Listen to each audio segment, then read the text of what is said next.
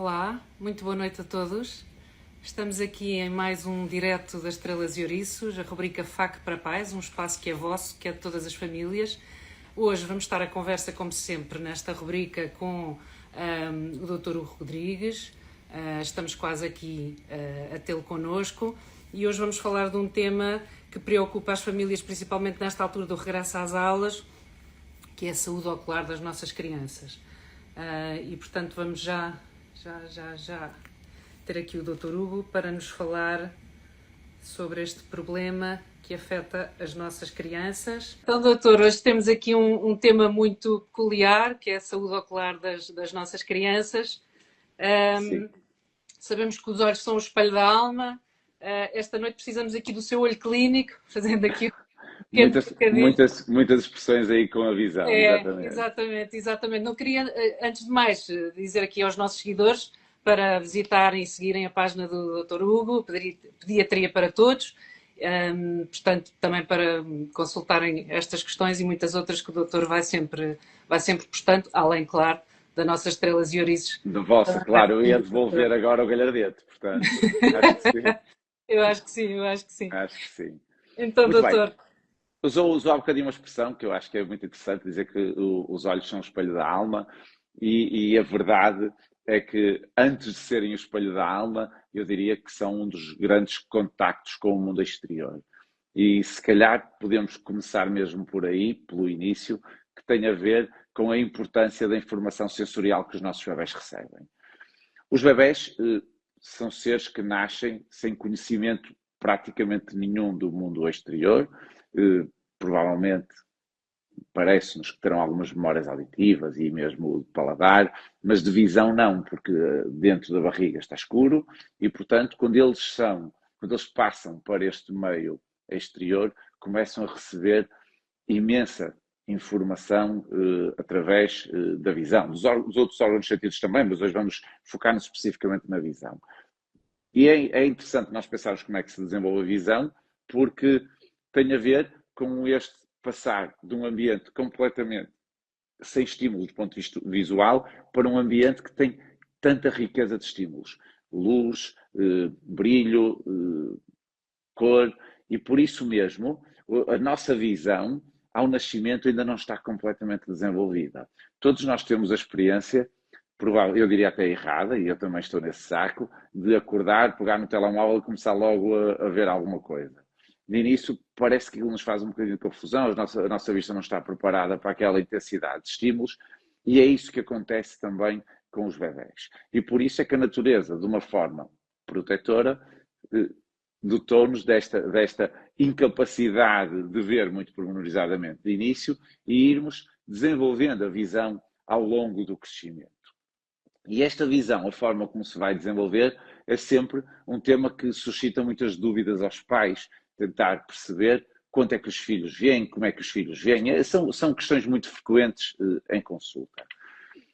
Na verdade, também não temos uma resposta 100% certa para dar, porque se os bebés não falam, nós não conseguimos comprovar completamente aquilo que vamos deduzindo, mas o comportamento dos nossos bebés vai-nos refletindo também a capacidade que eles têm de desenvolver a sua visão. e quais E, são os portanto, sinais, doutor, que nos pode é dar de isso. alerta?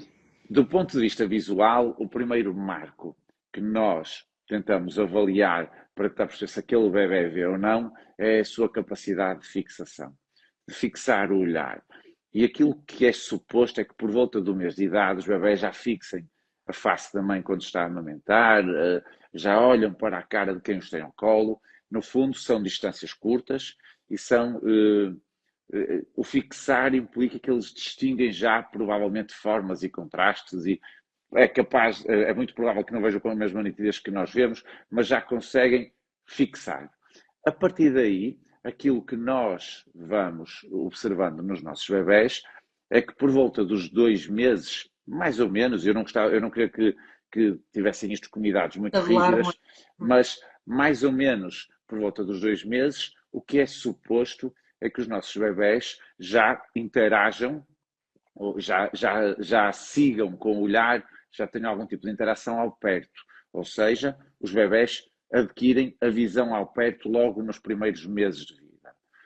E associado a isto também já passam a esboçar o que nós chamamos de sorriso social, ou seja, eles veem uma face ao perto, reconhecem como uma face e sorriem até para provocar a aproximação de quem os cuida. No fundo, isto é a natureza e a biologia também a funcionar.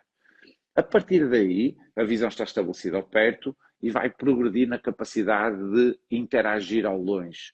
Aquilo que nós vemos é por volta dos 4 meses, mais ou menos, os nossos bebés já seguem pessoas e objetos ao longe, já interagem com quem está afastado deles e por isso mesmo é que nós temos esta percepção de que os bebés adquirem a visão do perto para o longe. Portanto, vai progredindo esta capacidade visual.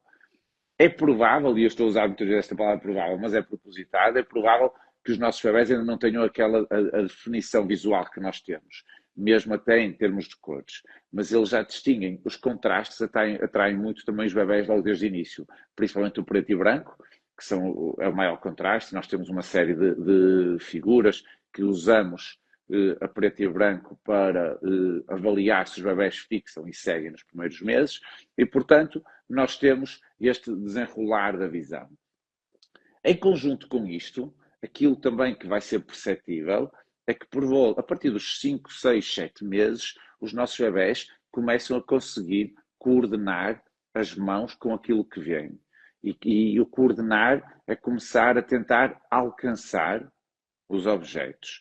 E se nós quisermos, mais uma vez, tirar alguma conclusão daqui, aquilo que percebemos é que para eles conseguirem coordenar a mão com o que vem, estou a estar aproximado da câmara para ver, eu conseguir fazer isto e alcançar um objeto, eu preciso ter uma noção de profundidade. Ou seja, eu preciso de controlar os movimentos dos meus olhos para que a imagem de um seja sobreponível à imagem do outro, o meu cérebro receba estas duas imagens, vai fundi-las numa só, e ao fundir estas imagens numa só, vai dar-lhe uma noção tridimensional em que eu consigo ter também a noção da profundidade e isso permite-me coordenar a mão com o olho. Isto está a par depois também do controlo dos membros que acontece nesta idade. Portanto, eu diria que estes marcos, em termos de desenvolvimento, são o reflexo do desenvolvimento visual e permitem-nos tirar aqui estas conclusões que eu disse há pouco, eu gostava só de sintetizar. Mas é isso que eu queria pedir para A sintetizar. visão começa do perto para o longe e depois de estar estabelecida ao longe, começa a ser uma visão também em profundidade, com a noção de profundidade estereoscópica, se quisermos dar um nome mais técnico, para ajudar a utilizar esta visão em proveito próprio e conseguir coordenar o nosso corpo com esta noção de profundidade e a maior definição visual. O doutor falou aqui de várias fases do bebê, nomeadamente na relação do sentido da visão, e ainda mantendo-nos aqui, de que forma é que este sentido influencia o desenvolvimento motor do bebê? No fundo era isto que eu estava a dizer há pouco. O desenvolvimento motor pode ser dividido de duas grandes formas.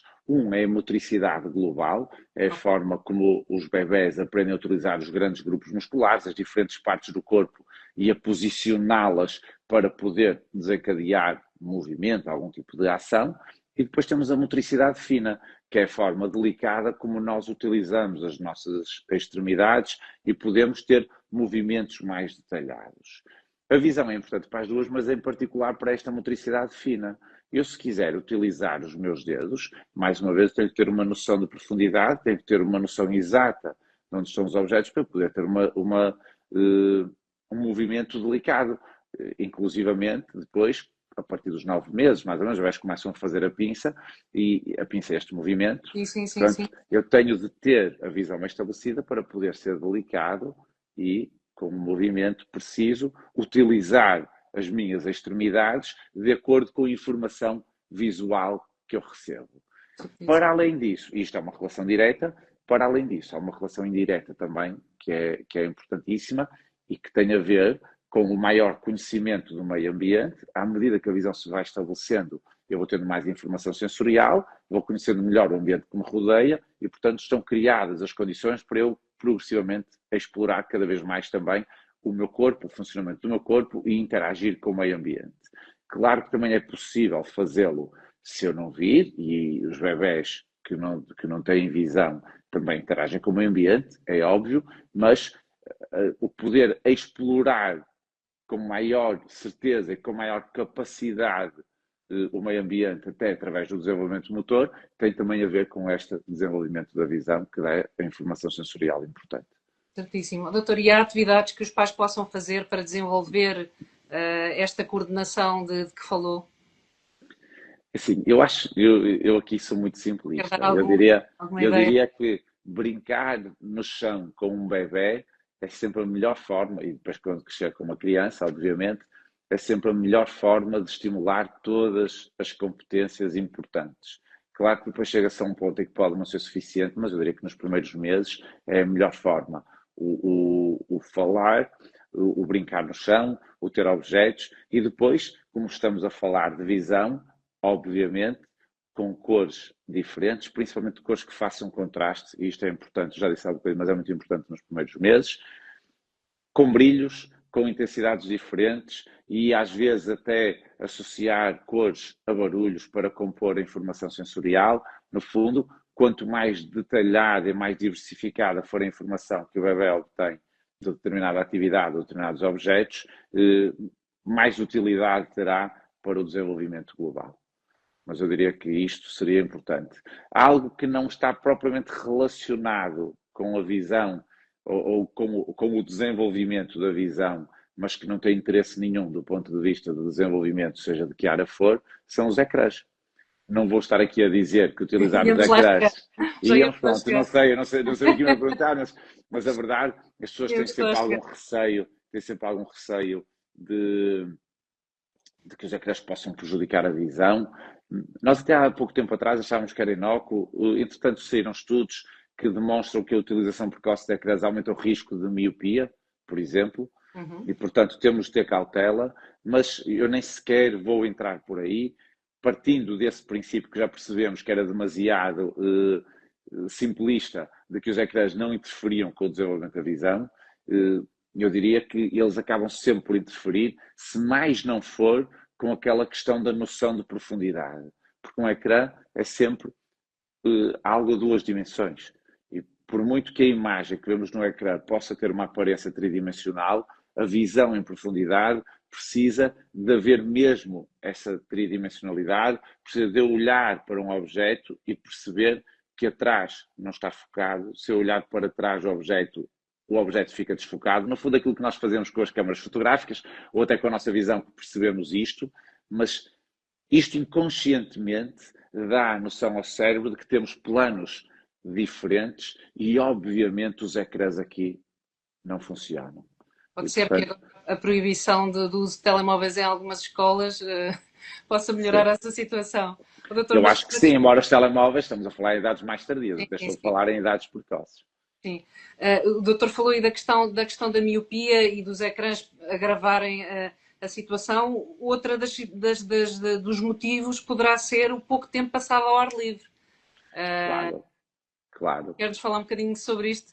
Tudo o que seja estímulos monótonos são estímulos pouco interessantes para o desenvolvimento. E se nós falamos, e hoje em particular estamos a falar de desenvolvimento sensorial, que depende diretamente da quantidade e da qualidade da informação que chega aos nossos olhos, a verdade é que os ecrãs são um estímulo muito monótono, porque por muito que o conteúdo seja diferente, o grande estímulo é o ecrã e esse é sempre o mesmo. Por isso, claramente, são um estímulo pouco interessante. Brincar no exterior tem tudo o que nós precisamos para um bom desenvolvimento sensorial. Não só sensorial, motor também, social, portanto, eu diria que tudo. O brincar no exterior é provavelmente o ex-libris do que se pode fazer com uma criança e, portanto, para todas as mães e pais que nos estão a ouvir, o melhor que podem fazer pelos filhos é brincar com eles no exterior, seja verão, seja inverno, esteja a chover, esteja sol, seja frio, seja calor. É só ajustar a roupa e brincar no exterior, porque é aí que nós otimizamos todas as áreas do desenvolvimento ao mesmo tempo. E em particular em relação à informação sensorial, nós conseguimos ver cores, conseguimos ver movimento, conseguimos ver profundidade, conseguimos ver contrastes, conseguimos ver brilhos, conseguimos ver intensidades diferentes, conseguimos ver luz e sombra. Portanto, nós conseguimos ver todo tipo de informação visual que junta nos vai dar a melhor informação que os nossos olhos podem transmitir ao cérebro. E por isso mesmo, até para o desenvolvimento visual, andar no exterior é bom. Já para não falar na importância que tem eu juntar a informação visual com a informação auditiva, de todos os ruídos que existem no exterior, com a informação tátil da sensação de frio, de calor, do vento a bater na pele, com a sensação olfativa dos cheiros que existem também nos diferentes locais. Portanto, eu se juntar esta informação toda, percebo que é riquíssimo tudo aquilo que brincar no exterior pode oferecer aos nossos bebés, até do ponto de vista sensorial. E achei esta questão muito interessante, porque nós geralmente valorizamos o brincar no exterior muito do ponto de vista motor, porque é inquestionável que é muito vantajoso, mas a verdade é que do ponto de vista sensorial é tão ou mais vantajoso como do ponto de vista motor. Doutor, relativamente ao processo de aprendizagem que temos estado aqui a falar, nomeadamente na situação que vivemos atualmente do regresso às aulas, como é que a saúde visual afeta a aprendizagem dos alunos? A visão é um dos principais, é uma das principais fontes de informação quando se está a aprender. E falamos muito de bebés, nós podemos transpor para a idade escolar e perceber que a informação visual que chega aos alunos é provavelmente a informação mais importante.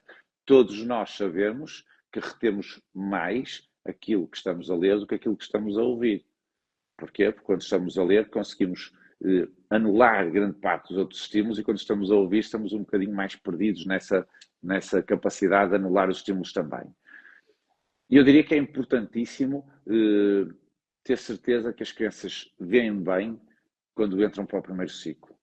E eu diria até antes de entrar para o primeiro ciclo, é muito importante que as crianças, que se faça uma avaliação da visão e também da audição das nossas crianças.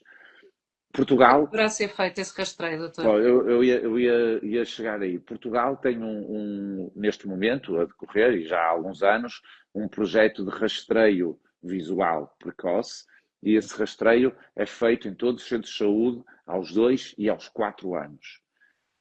E as crianças são convocadas, é um rastreio nacional, e depois é dado o resultado e as crianças que têm um rastreio positivo são encaminhadas para o hospital da zona de residência para uma consulta de oftalmologia. Claro que, tendo em conta a dimensão deste rastreio, ainda há algumas questões que podem ser otimizadas e que estão a ser otimizadas. Às vezes a resposta não é em tempo útil, a marcação de consulta também demora um pouco e isso já vai justificar aquilo que eu lhe vou dizer também em termos de consultas, mas é um ótimo programa de rastreio. Claro que, e também é importante que as pessoas percebam, que um rastreio não é um diagnóstico. Ou seja, eu quando vou fazer um rastreio, neste caso um rastreio visual, aquilo que eu quero é não deixar nenhuma criança com problemas de fora. Mesmo que isto seja à custa de incluir como resultados positivos algumas crianças que têm uma visão normal. Ou seja, eu para não deixar nenhuma criança com um problema visual por detectar num rastreio, eu vou ter que ser muito mais abrangente nos meus critérios e por isso os rastreios têm muitas crianças que vão ter um rastreio positivo e que depois vão à consulta e não se confirma nenhum problema. São aquilo que nós chamamos os falsos positivos. Mas isto tem de ser para não deixar nenhuma criança de fora. E por isso também é que eu gostava de tranquilizar as pessoas, uma criança que tem um rastreio visual positivo não é sinónimo de problema de visão, mas é sinónimo de que precisa de uma avaliação diagnóstica para perceber se este rastreio é um verdadeiro positivo ou é um falso positivo. Certo? Isso é feito depois numa consulta de oftalmologia. Como este rastreio não é tão detalhado como uma consulta, mesmo tendo os rastreios normais, faz sentido, ali por volta dos 3 anos, mais ou menos, haver uma consulta de oftalmologia se não houve nenhuma consulta antes. E isto porque a avaliação é muito mais detalhada.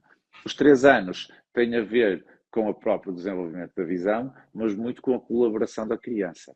porque com 3 anos a maior parte das crianças já colabora bastante bem na consulta, já acha divertido fazer os testes de visão e, portanto, já é muito mais fácil esse tipo de avaliação. Mas sempre que houver suspeitas, e isto também é importante, porque as pessoas fixam só nos rastreios, sempre que houver alguma suspeita de alguma questão visual, ou se houver alguma história familiar de doenças visuais significativas, sejam miopias graves, sejam estrabismos, sejam patologia da retina, seja cegueira, sempre que houver história de alguma doença do foro oftalmológico significativo nos pais ou nos avós, em familiares diretos, acho que faz sentido antecipar esta consulta de oftalmologia. Ou então antes, se houver algum sintoma, se houver alguma suspeita de que aquela criança não vê bem, deve ser vista, ou se houver, por exemplo, um estrabismo, se houver algum sinal na observação que nos possa indicar que há ali algum problema visual. Mas se não, partindo do princípio que não há nenhuma queixa, não há nenhuma suspeita fundamentada, mesmo com um rastreio normal aos 2 anos, parece-me sensato, por volta dos 3 anos, mais ou menos, se não foi feito antes, haver uma primeira consulta de oftalmologia. Doutor, e na escola, eu tinha aqui um dado que gostava de partilhar da Sociedade Portuguesa de Oftalmologia: 20% das crianças têm problemas de visão que interferem com o seu rendimento escolar. Portanto, como é que isto pode ser notado? É o professor que pode dar um alerta aos pais? É a criança que se queixa? Ou A criança às vezes não se queixa, não se porque queixa? uma criança que veja 40%, por exemplo, para nós parece-nos muito pouco, mas não nos podemos esquecer que aquela criança nunca viu mais que isso. E nós temos crianças que veem 20, 30, 40% e que não é possível, pelo seu comportamento, detectar esse tipo de baixa visão. Porquê? Porque aquelas crianças nunca viram mais que isso e foram-se adaptando o seu desenvolvimento, o seu comportamento de acordo com essa informação. É completamente diferente de nós agora passarmos de 100% para 40%, em que íamos sentir que não víamos nada. Portanto, temos que perceber, e os sinais às vezes são muito frustros. Eu posso partilhar aqui o caso de 2 gêmeas que eu vi. Eu tenho ideia que elas já tinham para aí 9 anos. E uma delas veio à consulta pela primeira vez, para aí aos 9 anos, porque tinha uma amigdalite. Tinha uma dor de garganta, tinha uma febre, veio à consulta e já que estava lá na consulta, acabou por fazer a avaliação. Eu disse 9, acho que tinha 8. Não tenho, pai, então acabamos por fazer a consulta dos 8 anos. E nessa consulta fiz uma avaliação visual. E a menina via, acho que era 20 ou 30%, já não me recordo, já foi há uns anos. Claro que a mãe ficou em pânico, foi logo a uma consulta de oftalmologia, foi fazer uma avaliação, e isto foi, acho que foi uma sexta-feira. E na segunda-feira a mãe levou-me a outra e disse: eu estou em pânico porque a professora diz que esta é que vê mal. Que acha que esta é que vê mal. Então as meninas que tinham muitas dificuldades escolares Estava relacionado. corrigiram a sua miopia, o seu astigmatismo e em 3 meses entraram no quadro de mérito. Passaram a ser alunos de excelência. Elas inclusivamente diziam coisas em casa do género: Muito mesmo, muito interessante. mamãe, tu já viste que tem umas letras aqui nas portas, letras grandes que a mãe nunca lhes passou pela cabeça, que as miúdas não tinham visto com o nome delas nas portas. E portanto, elas nunca tinham visto e nunca tinham dado por falta disso, porque elas não viam mais. E por isso, às vezes, acontece. Isto não é o padrão mais frequente, até porque não é de todo habitual chegar aos 7 ou 8 anos e nunca ter feito uma avaliação visual. Mas Realmente será aos 3 anos, como o doutor mas referiu. pode acontecer. Nós temos o rastreio aos 2 e, portanto, a partir dos 2 anos, se não Não for antes, houver. nós temos esta avaliação. Ok. Se não houver nada que nos indique fazer uma avaliação antes, eu diria que pelos 3, 4, E se uma houver primeira histórico de avaliação faz pais, por exemplo, sentido. temos o dado também que crianças com pais miúpes têm 50% de probabilidade também Claro, de ser miúpes, não é? Se houver a história claro. familiar, E principalmente se com for uma cuidado é que o miopia, doutor acha que se deve consultar um oftalmologista? se for uma miopia grande, se calhar ali aos 18 meses, mais ou menos, salvaguardando que os 18 meses é a idade mais terrível para as consultas, em que eles gostam menos de nós. É mais difícil para os doutores. É mais difícil. E para eles também, coitaditos, porque depois choram e têm mais dificuldade em colaborar. É a idade mais difícil, os 8 meses, mas se calhar por aí será boa ideia fazer uma primeira avaliação. Ok. E doutor, que janelas de oportunidade é que temos aqui no desenvolvimento visual, no seu parecer? Pronto, aquilo que temos de perceber é que qualquer obstrução a uma boa visão de início, logo após o nascimento, pode ter um desfecho dramático no desenvolvimento da visão. Porquê? Porque, eu expliquei isto há bocadinho, o nosso cérebro tem que pegar na imagem de um olho e na imagem do outro olho e fundir as duas imagens para ter uma percepção do que se está a passar. Se por qualquer motivo a imagem de um dos olhos não for igual à do outro, seja porque o olho está desalinhado, com um estrabismo, seja porque aquele olho não consegue focar tão bem, com uma miopia, uma hipermetropia, um astigmatismo, aqueles nomes todos pomposos que os oftalmologistas utilizam, seja porque aquele olho tem uma pálpebra descaída e a visão não se estabelece, o que acontece é que temos um risco sempre de, logo nos primeiros meses, o cérebro perceber a diferença entre os dois olhos e dizer este olho, ou, por exemplo, este olho é o olho bom, fica a ver, e este olho é o olho menos bom, eu vou apagá-lo porque só está a fazer ruído.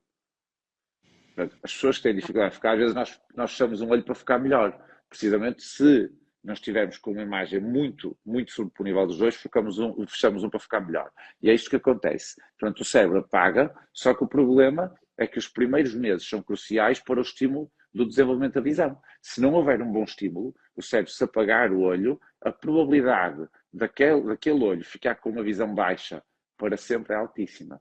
Por isso temos que ter um diagnóstico precoce das situações que dificultem o desenvolvimento da visão logo desde o início.